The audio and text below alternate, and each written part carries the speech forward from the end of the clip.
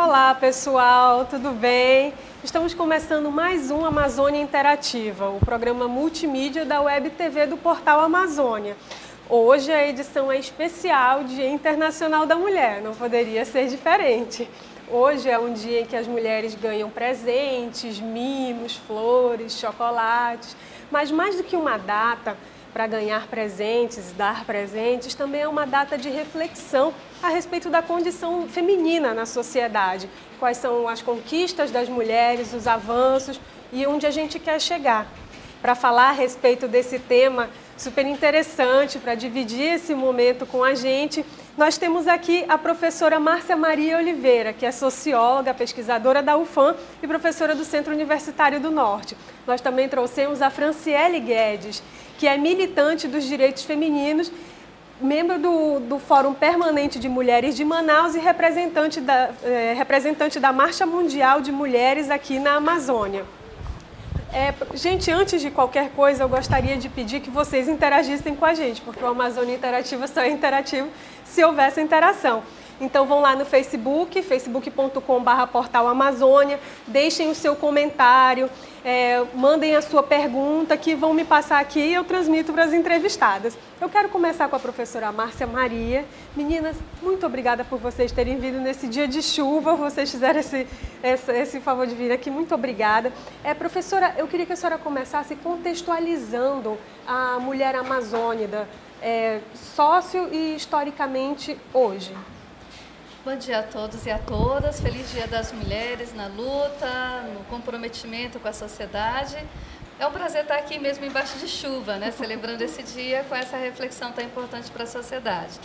Então, falar da mulher na Amazônia é falar da mulher indígena, é falar da mulher ribeirinha, é falar da mulher seringueira, camponesa da Amazônia, é falar da mulher operária, da mulher que está aí nas instâncias de política, no sindicato, nas organizações, nas associações. Aliás, nesse sentido, a gente tem assim, um histórico bonito, porque as principais organizações de mulheres no Estado, elas começam com as mulheres indígenas deslocadas para a cidade, né? Então, nós temos todo um contexto que nos evoca uma participação da mulher numa região diferenciada do restante do Brasil, uma região que nos apresenta grandes desafios, nos apresenta grandes obstáculos, mas também importantes espaços de participação da mulher como protagonista da história, dos acontecimentos nessa sociedade. Tá certo. Francilene, France, né? A Francilene prefere ser chamada de France. France, e a mulher negra no contexto amazônico? Então, nós nesse contexto, a gente vem da questão da escravidão, né?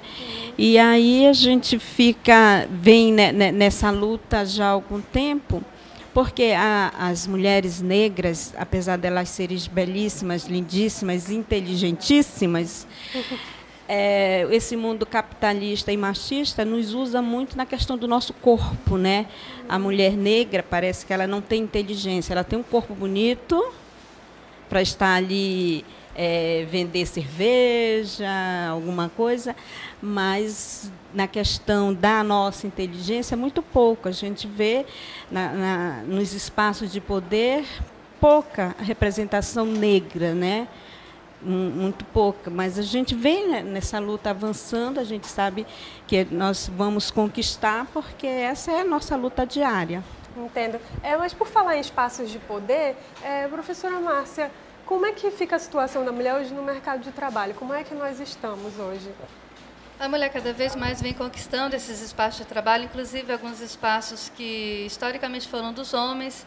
A gente vê mulher, por exemplo, dirigindo, pilotando máquinas pesadas, na construção civil, no ônibus, no transporte urbano. Então, a gente vem percebendo cada vez mais, não é que a mulher vem conquistando espaços dos homens. Pelo contrário, o próprio mercado de trabalho ele vem se adaptando também a essa mão de obra feminina, no sentido de atentar para a capacitação, a competência das mulheres nessa área também, e se trata de um novo reordenamento do trabalho internacional, onde o trabalho feminino a mão de obra da mulher vai entrando assim de forma bastante acentuada. Nós temos um problema nesse sentido, Isabel, que é o problema da dupla e muitas vezes da tripla jornada de trabalho. Pois é, professora, eu ia tocar nesse assunto. Como é que fica a mulher, porque nós nós somos muito diferentes dos homens, né? E como é que fica a maternidade? Nós temos desejos diferentes, né? Essa conquista também não implica o sacrifício, abrir mão desse desejo? As mulheres elas vêm conciliando isso historicamente, né? A família, a maternidade com o trabalho. Não é que tem que abrir mão da maternidade para estar inserido no mercado de trabalho, mas é um desafio maior para a mulher. Mas exige mais da mulher do que do homem. O filho é dos dois, né? Ou seja, os dois gostariam de estar com os filhos, os dois gostariam de estar se dedicando à casa. Tem muito homem que gosta de cozinhar, de limpar, de cuidar da casa também, mas o trabalho, principalmente se tratando de carga horária de trabalho, muitas vezes priva, né, homem e mulher desse espaço familiar. No caso da mulher, a exigência é maior, o desafio é maior, porque muitas vezes ela tem que conciliar 8 horas de trabalho diário ou 40 horas semanais, mais a família, mais a casa, os afazeres, essa questão toda que quer dizer, historicamente foi delegado como na divisão sexual do trabalho como trabalho de mulher, e aí ela tem um segundo trabalho, que é o trabalho fora de casa. Então, isso é uma exigência muito grande, e muitas vezes essa mulher é trabalhadora, é dona de casa, é mãe de família, é estudante. Tem uma série de questões que ela vai acumulando, mas com muita inteligência, com muita capacidade, vai conciliando todas as coisas, né? Logicamente que isso acena também para o desafio dos homens assumirem mais esse lugar na casa, na família, o seu papel também como pai, como companheiro, como presença dentro de casa. E, aos poucos, assim, não é que a mulher esteja exigindo isso do homem, é uma conquista para ele também, de participar mais e conciliar mais o seu tempo com a família. Márcia, além de estar com tudo isso que você já falou, nós ainda temos a nossa luta de militância, né? A nossa luta diária na conquista dos nossos direitos. Aí a gente ainda divide um pouco mais o nosso tempo na casa, trabalho, estudo, marido, filhos e a luta diária. Agora, ainda tem muito preconceito? Vocês acham que ainda existe muito preconceito no mercado de trabalho em relação à mulher? Principalmente no que diz respeito a cargos de chefia. Sim, tem muito preconceito, tem muito assédio moral, assédio sexual, ainda uma disputa de poder no sentido de competências, no sentido de travar uma luta de gênero nos próprios espaços de trabalho. Mas, aos poucos, a mulher vem também conseguindo conciliar esses conflitos, e aí é uma questão que depende de ambos os sexos, né? Ou seja, essa conquista diária dos homens e das mulheres no mesmo âmbito do trabalho, onde a condição do trabalho não pode ser o norteador das relações, quem norteiam as relações, né? Mas é preciso que as mulheres e os homens estejam compreendendo o espaço de trabalho como espaços de conquista, como espaço, e não esquecer a luta em favor também de toda a sociedade por direitos trabalhistas, por direitos do campo do trabalho. Ou seja, nós não somos só trabalho, nós também temos outras dimensões. Nós também somos emoção, também somos participação, também somos lazer, também somos família, também temos o lado religioso, político, a militância. Então, é preciso conciliar tudo isso, e esquecendo essa briguinha entre homem e mulher, e lembrando que a questão social ela é muito maior. E sempre tem um entendimento assim, de que assim, na questão política, tem um partido que conseguiu hoje que as mulheres seja 50%, né, na questão executiva. O que é que faz isso? Se na questão política o homem estava presente, vai ter que sair sempre o homem para entrar uma mulher para ocupar esses espaços. E a gente encontra essas dificuldades porque ninguém quer sair de onde está, ninguém quer levantar de onde está para ceder o lugar para uma mulher. Isso torna uma luta assim bem mais acirrada, entendeu? Porque nós não estamos na questão da luta dessa questão de estar tirando a vaga de um homem, mas nós precisamos ocupar também. E por falar em política, politicamente vocês acreditam que a mulher ela tem hoje uma voz mais ativa? A Eunice Miquiles, que foi a primeira senadora do Brasil, né? Eu li uma entrevista dela em que ela falava que o trabalho dela no Senado era ficar calada, se comportar como uma dama. Isso ainda existe? A mulher, ela ainda é tolhida no meio político? Como é que vocês veem isso? Com todas as dificuldades que nós já falamos aqui, questão do assédio, as mulheres na questão política continua, e essa questão de tolir mesmo. A sorte é que nós temos mulheres guerreiras e valorosas, que elas vão mesmo, sentam e assim, a gente entendeu que a nossa conversa, a nossa fala tem que ser mansa, mas na hora de bater na mesa, para garantir os direitos das mulheres, a gente bate. Então, nós temos parlamentares que fazem justamente isso. Para garantir o direito de muitas mulheres, elas têm que realmente impor e bater na mesa, mas no sentido de querer mesmo que seja ouvida, né? E também tem essa questão de uma característica muito nossa das mulheres, que é essa capacidade de também conciliar as questões sem perder a ternura, sem perder a compostura, sem perder a classe, né, que é próprio de nós mulheres, a feminilidade, né? Então, essa questão que a própria Eunice Miquiles dizia, né, exigia-se da mulher política no passado um comportamento de dama, está muito relacionado a esse sentido figurativo, né? Ou seja, a mulher ela está ali como um enfeite do espaço político. A dama, né? Ficar calada, quieta. É o né? lugar da mulher, ou seja, a condição da mulher, né? Calada, quieta, aquela que só ouve, aquela que não.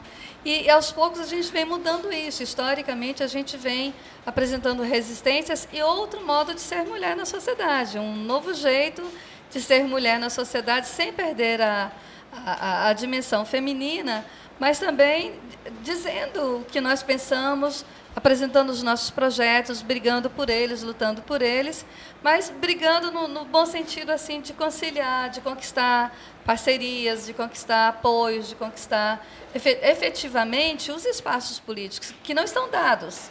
Eles têm que ser conquistados no dia a dia da presença da mulher nesses espaços. Né? E por falar em espaços e por falar em conquistas, eu quero mostrar para vocês a galeria que o Portal Amazônia fez, que está no ar desde agora de manhã. Se eu não me engano, já está aí? Já podemos mostrar? Então, essa galeria especial com todas as mulheres que conquistaram, de alguma maneira, espaço feminino na Amazônia. Dá para mostrar aí? Olha só, nós temos aí a primeira-dama Nesmi Aziz, a Eunice Miquiles, nossa primeira senadora Flávia Grosso, Vanessa Graziotin, que por sinal é a procuradora, né, no Senado, né, procuradora da mulher no Senado, Marina Silva, acriana. Temos mais alguém aí? Por falar em Acre, a primeira governadora do Brasil foi uma acriana, né, Yolanda Fleming, né? Nós não conseguimos imagem dela, mas ela está descrita aí na galeria. Vocês acessem portalamazônia.com e confiram, por favor. Então, gente, voltando aqui. A gente vê que, em relação às conquistas, aos avanços femininos, a Finlândia é um país bastante avançado nesse quesito, mas também tem muito problema com violência doméstica. Trazendo para o contexto brasileiro, para o contexto amazônico, isso tem alguma coisa a ver com essa ascensão, com essas conquistas, a violência contra a mulher? Ela está interligada? A violência, ela deve ser vista em diversos aspectos, sociais, políticos, econômicos, culturais. A violência, na verdade, ela não é algo naturalizado. Esse é um grande erro que muitas vezes a sociedade comete, de naturalizar as relações de violência. A violência ela vai surgir justamente nesse embate das relações de poder, das relações de dominação. Nenhum ser humano nasceu para ser dominado pelo outro. Essa é a grande condição humana na sociedade. Eu lembro aqui Hannah Arendt, uma importante cientista política do século passado, muito contemporânea ainda com as suas ideias, com o seu pensamento contemporâneo, e ela vai fazer para nós toda uma abordagem sobre a condição do ser humano na sociedade e nos dá uma chave importante para entender a violência contra a mulher. Ou seja, nenhum ser humano nasceu para ser dominado, para ser manipulado, para ser humilhado. Faz parte da nossa condição humana o protagonismo, a autonomia, a participação, a vida com as suas dimensões humanas mesmo, né? Então, essa relação de dominação historicamente construída num processo que a gente chama de patriarcado, onde o homem foi colocado pela sociedade como superior à mulher, pode explicar muito daquilo que seriam, então, as relações de violência em se tratando de relações de gênero.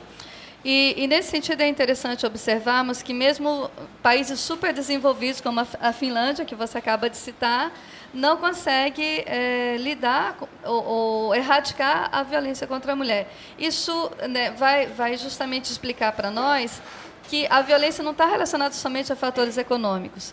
Tem, né, toda essa questão de fatores históricos, culturais, ou seja, a forma com que a sociedade estabelece as relações de gênero vai determinar o grau de violência contra a mulher. Você quer falar alguma coisa, Francilene? Desculpa, pensei que eu tivesse te cortado. Professora, e em relação ao modelo de sociedade da Amazônia antes da colonização, as sociedades indígenas, elas são matriarcais, patriarcais, isso tem alguma influência na nossa sociedade hoje? A gente tem alguma herança ainda? Então, as sociedades amazônicas, é difícil falar de uma sociedade, porque nós temos vários nichos de participação social, de construção social na Amazônia, e com certeza esse aspecto étnico, ou seja, a constituição das várias nações indígenas, dos vários povos indígenas, com suas características específicas, vai ser importante para nós pensarmos a Amazônia. Em se tratando de identidades étnicas, no sentido de relações matriarcais ou patriarcais, matrilineares ou patrilineares, isso é bastante relativo no que se diz respeito às especificidades de cada grupo. Porque determinados grupos, por exemplo, podem ter determinadas questões de direito que são matrilineares, como, por exemplo, o nome, a descendência, a filiação étnica, que podem ser matrilineares, mas existe, por exemplo, a divisão sexual do trabalho, que pode ser patriarcal, que pode ser patrilinear, ou seja, quem determina que a mulher vai continuar plantando batatas ou trabalhando na colheita, na agricultura, pode ser outros fatores que não esses de ordem matriarcal.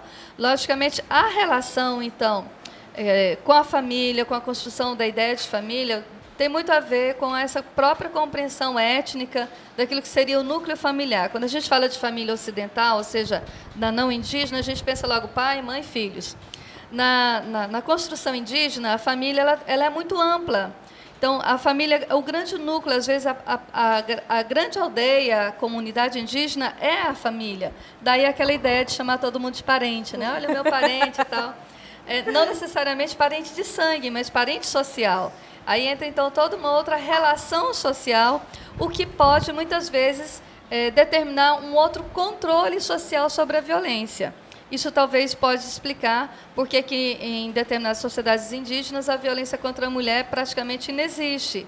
Quer dizer, existem outras formas de dominação, de controle e tal, mas existe um controle social onde o homem, o sujeito masculino, ele não admite a violência contra ninguém, nem contra a criança, e também nem contra a mulher, né? Ou seja, as sociedades elas estabelecem regras que punem esse tipo de comportamento ou de relação de dominação com o uso da força, ou seja, com o uso da violência. O que não se transporta para a cidade, para as sociedades não indígenas, porque vai permanecer muitas vezes essa relação de dominação, a dificuldade que nós temos de resolver conflitos, de nos entendermos numa relação de conflito, e numa relação de conflito alguém vai querer dizer a palavra final. No geral, esse alguém é o homem, e muitas vezes, quando ele não consegue estabelecer essa relação de controle, ele parte para o uso da força. E aí, então, tem o problema da violência contra a mulher. Porque essa questão da violência também, ela vem bem mais pragmática, porque eu tenho o domínio do meu corpo, né? E é isso que nós lutamos muito, essa questão de eu sou dona do meu corpo. Eu posso vestir o que eu estiver vestindo, mas eu não estou te convidando para você não estou te seduzindo, eu estou me vestindo porque eu acho que eu tenho. Se eu colocar um short menorzinho, eu não estou colocando um short para mim tá ali querendo que o homem venha assim de uma forma bem mais vulgar, querer que o homem venha me seduzir, né? Essa dominação que a Márcia fala, que nós, enquanto movimento, lá na base, lá com as mulheres, a gente luta muito essa questão do corpo corpo da mulher, como o homem vê realmente esse corpo dessa mulher e como a mídia vende esse corpo dessa mulher. E essa é uma luta constante que nós temos aqui, principalmente aqui, né, nas músicas pejorativas, né, que também jogam a mulher como um ser vulgar, né, e é isso que a gente vem constantemente lutando. É que quando a sociedade permite que o corpo da mulher seja projetado para a sociedade apenas como um mero objeto de prazer, você perde a dimensão da dignidade desse corpo dessa mulher.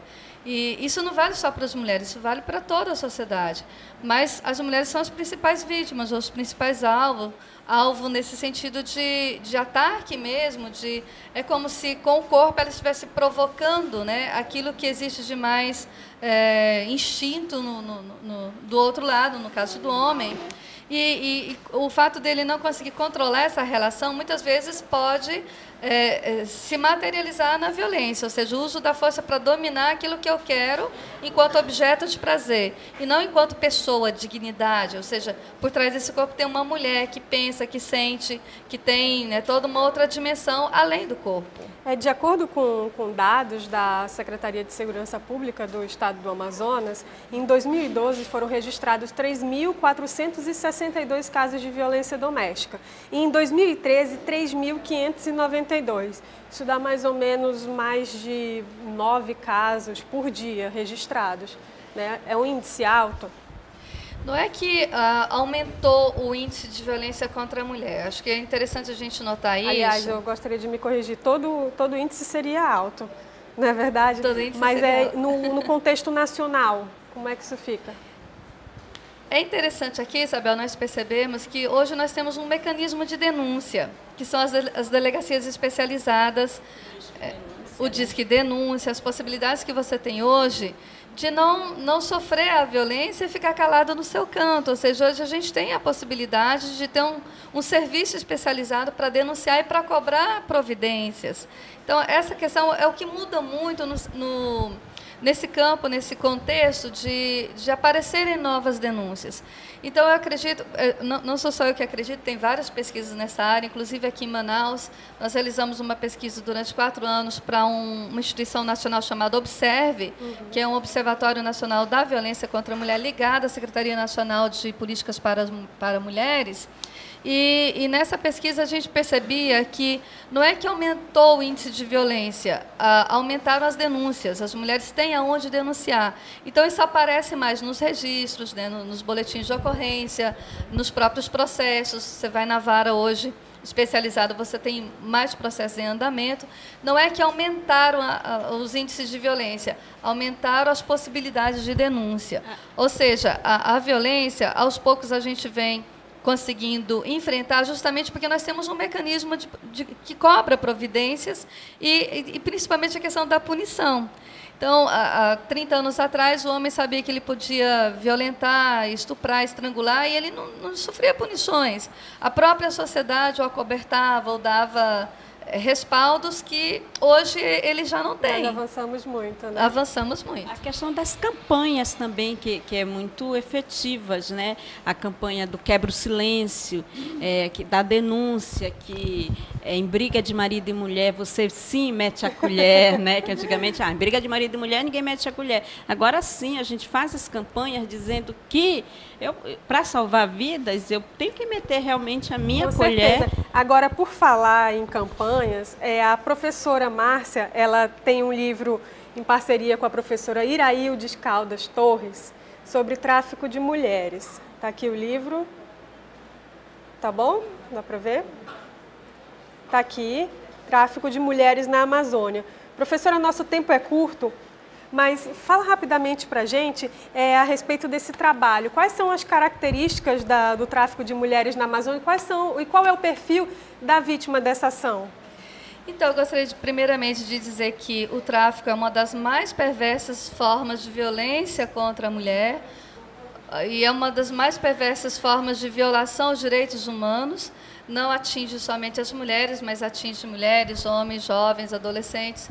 Mas as mulheres são os principais alvos desse tráfico. Infelizmente, nós aparecemos com uma média de 82% em alguns países, como na Europa, e com uma média de 87% nos Estados Unidos.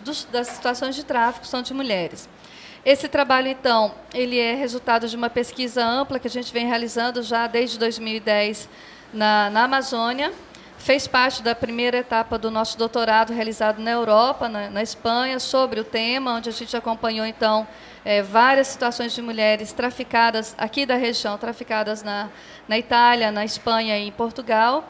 E ele vai mostrar para nós que, na verdade, o tráfico ele é muito antigo. Se você puder depois mostrar essa outra capa aqui, a escritora Silvia Aranha, ela é de Taquatiara, aqui pertinho de nós, ela vem escrevendo já há muito tempo as várias modalidades de tráfico de mulheres indígenas na região. Então, historicamente, nós temos uma informação de que houveram muitas mulheres sendo vendidas, negociadas, traficadas na região, no sentido de que isso era muito natural, ou seja, durante o processo de colonização, se vendiam as mulheres, se traficavam as mulheres, se levavam as mulheres para o serviço doméstico, para a exploração sexual, uma série de questões que isso acaba contextualizando agora a facilitação que as redes internacionais de tráfico têm para continuar fazendo essa perversidade que é o tráfico de mulheres na Amazônia. Gente, obrigada pela participação de vocês, é um tema muito rico. A gente poderia passar uma manhã inteira aqui falando a respeito, mas infelizmente nós só temos meia hora. Eu agradeço a participação de vocês. Muito obrigada por vocês terem vindo aqui debaixo dessas condições, como já falei, professora Márcia, Francilene, muito obrigada, tá, gente, por vocês terem vindo. Agora eu queria lembrar vocês, espectadores e internautas, que vocês podem continuar nos acompanhando durante a semana pelas redes sociais. Estamos no Facebook, Twitter e Instagram, é só procurar Portal Amazônia, tudo junto. E eu quero lembrar vocês que nós estamos com Minha Amazônia, hashtag Minha Amazônia. Conte pra gente como foi o seu carnaval, mostre a Amazônia para o Portal Amazônia, onde vocês estão, marquem as suas fotos nas redes sociais. E mandem as fotos também para o minhaamazônia@portalamazônia.com, que nós vamos publicar no Portal Amazônia as melhores fotos. Eu agradeço a participação de vocês, tenham todos uma ótima semana e até sábado que vem. Feliz Dia Internacional da Mulher!